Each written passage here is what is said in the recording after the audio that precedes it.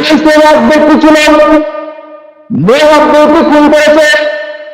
99টি খুন করার পর তার ভিতরে আল্লাহ তাআলা ভয় সংসার হলো। তাই সেই চিন্তা করলো, আমি তো অনেক অপরাধ করেছি, আমাকে ওখান থেকে বাঁচতে হবে। একজন আবেদের কাছে গিয়ে বলল, ও ভাই, আমি তো 99টা খুন করেছি, এখান থেকে বাঁচার কোনো উপায় আছে কিনা? এই ব্যক্তি তেমন বড় আলেম ছিলেন না, আবেদ ছিল, আল্লাহ তাআলার ইবাদত করতে আর কি। যখন শুনলো 99টা খুন করেছে, 99টা খুন করার পর আল্লাহ কিভাবে মাফ করেন, সাথে সাথে বললো, না, কিছু তোমাকে আল্লাহ রাব্বুল আলামিন ক্ষমা করবেন না। এই কথা বলার সাথে সাথে এই ডাকাত কি করলো, ওই ব্যক্তিকে খুন করে ফেললো। 100 পূরণ হলো। কত? 100 পূরণ। এবার ওই ব্যক্তি আরো একজন বড় আলেমকে তাকবীরকে জিজ্ঞেস করলেন, আমি 100কে খুন করেছি, এখান থেকে বাঁচার কোনো উপায় আছে কিনা? তার অন্তর ফেলতেছে যে আল্লাহ রাব্বুল আলামিনের কত গুনাহ আমি করতেছি, এখন এখান থেকে বাঁচতে হবে। এই জন্য অন্য আলেমের কাছে গিয়ে জিজ্ঞেস করলো, এখান থেকে বাঁচার উপায় আছে কিনা? ওই আলেম বললো, হ্যাঁ, অবশ্যই আছে, অবশ্যই আছে।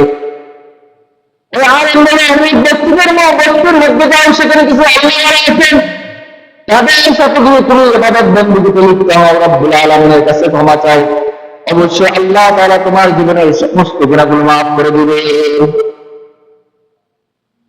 ওই ডাকাত ওই পাপী ব্যক্তি হাঁটতে লাগলো।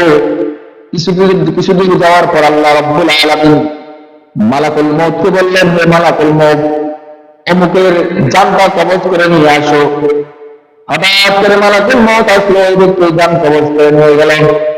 ওই ব্যক্তি বুঝতে পারলো, আমি এখন মৃত্যুবরণ করতেছি। হঠাৎ করে তার রূপটা চলে গেল, সেখানে ঢলে পড়লো। এবার আগুনের ফেরেশতা চলে আসলেন, নেকের ফেরেশতা চলে আসলো, জান্নাতি ফেরেশতা আসলো, জাহান্নামী ফেরেশতা আসলো, দুই দল কারাগারে লাগলো, কে নিতে থাকে।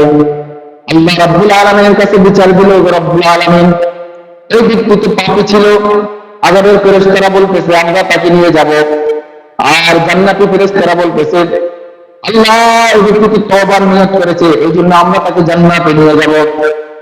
আল্লাহ রাব্বুল আলামিন সমাধান হিসেবে দিয়েছেন, ওই ব্যক্তি তার যেখান থেকে রওনা দিয়েছে, ওখান থেকে এই বস্তি, যেখানে ওলামায়ে কেরামের বস্তি, ভালো মানুষের বস্তি, আবেদের বস্তি, ওই বস্তি পর্যন্ত পথটাকে তোমরা মাপার পর যদি দেখো ওই ব্যক্তি বেশিরভাগ বস্তির দিকে চলে গিয়েছে, তাহলে জান্নাতি ফেরেশতারা তাকে নিয়ে যাবে। আর যদি দেখো কম ভাগ গিয়েছে বস্তির দিকে, বেশিরভাগ বাড়ির দিকে রয়ে গিয়েছে, তাহলে তাকে জাহান্নামে নিয়ে যাওয়া হবে। আল্লাহ রাব্বুল আলামিন ওয়ারাস শুনিয়ে দিলেন। এদিকে রাব্বুল আলামিন জমিন থেকে নির্দেশ দিলেন যে তুমি প্রশস্ত হয়ে যাও। মূলত ওই ব্যক্তি কিন্তু নিজের বাড়ির দিকে পথ বসেছিলেন, আর বস্তির দিকে কম ছিলেন। বস্তির দিকে পথ একটা যাওয়াটা বেশি ছিল আর কি, বাড়ির দিকে তো কম ছিল। তো পরে আল্লাহ রাব্বুল আলামিন জমিনকে ওয়ারাস দিয়ে দিলেন যে ব্যক্তির দিকে পথটা তুমি সম্পূর্ণ হয়ে যাও, আর বাড়ির পথটা কি তুমি বয়ে যাও, বিস্তীর্ণ হয়ে যাও। এবার সাথে সাথে আল্লাহ তাআলার ওয়াদা অনুযায়ী তো হয়ে গেছে। ফেরেশতারা যখন নিতে দেখলো যে না, বস্তুর পথ একটু কম আর বাইরের পথ একটু বেশি, সাথে সাথে আল্লাহ তাআলা তাকে ক্ষমা করে দিলেন, জান্নাতি ফেরেশতারা তাকে নিয়ে গেলেন। সুবহানাল্লাহ। আচ্ছা, এই ব্যক্তি এখন তওবা করার সুযোগ পেয়েছে, কি বলেন? নিয়ত করেছে, মনে মনে তওবা করবে নিয়ত করেছে, কিন্তু এখনো পর্যন্ত পরিপূর্ণ তওবা করার সুযোগ পায় নাই। আল্লাহ তার আগেই তাকে ক্ষমা করে দিয়েছে।